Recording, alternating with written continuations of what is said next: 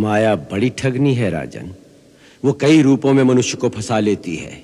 जब एक कर्तव्य सफलतापूर्वक पूर्ण हो जाए तो मनुष्य अपने भावी कर्तव्य पथ पर आगे चल दे। थोड़ी देर भी यदि इस सफलता की ममता में फंस गया तो माया उसे पकड़ लेगी। अब यह अयोध्या आपकी है। मुझे, मेरे पुत्रों को, समस्त परिवार को अपना सेवक मानकर यहां रहने की कृपा कीजिए। राजन, आप हमारे चारों ओर अपने निश्चल प्रेम का सुंदर जाल फैला रहे हैं, जिससे हमारे मन में मोह की दुर्बलता आने लगी है। इसलिए यही समय है जब हमें ममता के इस बंधन को तोड़ देना चाहिए। जब एक कर्तव्य सफलतापूर्वक पूर्ण हो जाए तो मनुष्य अपने भावी कर्तव्य पथ पर आगे चल दे। थोड़ी देर भी यदि इस सफलता की ममता में फंस गया तो माया उसे पकड़ लेगी। ब्रह्म ऋषि, यदि आप भी माया से डरेंगे तो हम जैसे साधारण मनुष्यों का क्या होगा? आप तो वो महान विभूति हैं जिन्होंने अपने तपोबल से हमारे पूर्वज महाराज त्रिशंकु के लिए अंतरिक्ष में एक नया स्वर्ग निर्माण कर दिया था। हमारी महत्ता का बखान तो तुम कर रहे हो राजन, परंतु हमारे पतन के वो क्षण याद नहीं रहे जब मैनिका की आसक्ति के मोह जाल में फंसाकर इंद्र ने हमारे तपोबल को भी क्षीण कर दिया था। मेरी कहानी बड़ी शिक्षाप्रद है राजन। सिद्धि के शिखर पर पहुंचकर भी मनुष्य को सावधान रहना चाहिए, नहीं तो एक ही भूल से उसकी सहस्रों वर्षों की तपस्या मोह के थोड़े ही क्षणों में नष्ट हो जाती है। वही हमारे साथ हुआ।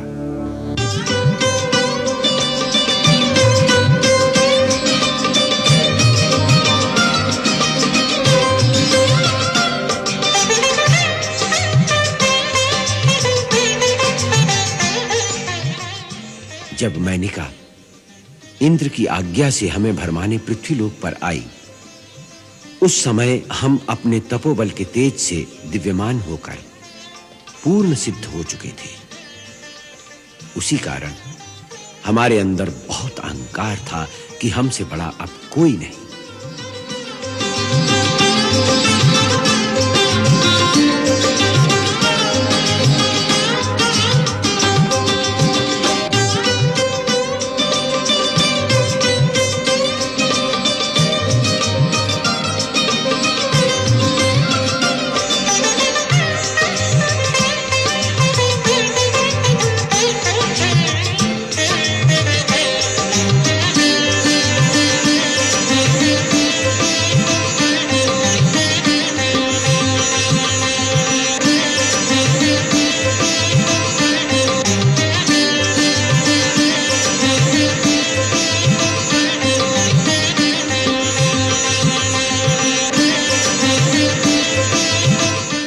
इतने बड़े अहंकार को एक स्त्री के झूठे हाव भाव ने कुछ ही समय में चूर चूर कर दिया।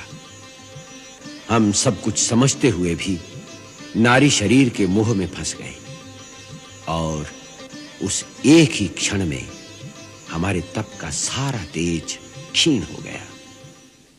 माया बड़ी ठगनी है राजन। वो कई रूपों में मनुष्य को फंसा लेती है। जिस समय की बात तुम कर रहे हो उस समय माया ने हमारे अहंकार का रूप धर लिया था। यहां तक कि देवतुल्य महर्षि वशिष्ठ, देवता भी जिनकी वंदना करते हैं, उन पर भी अपनी शक्ति का दुरुपयोग करने की मूर्खता हम कर बैठे। परंतु इन क्षमा मूर्ति की अनुकंपा और दया से ही हम उस माया जाल से बच निकले।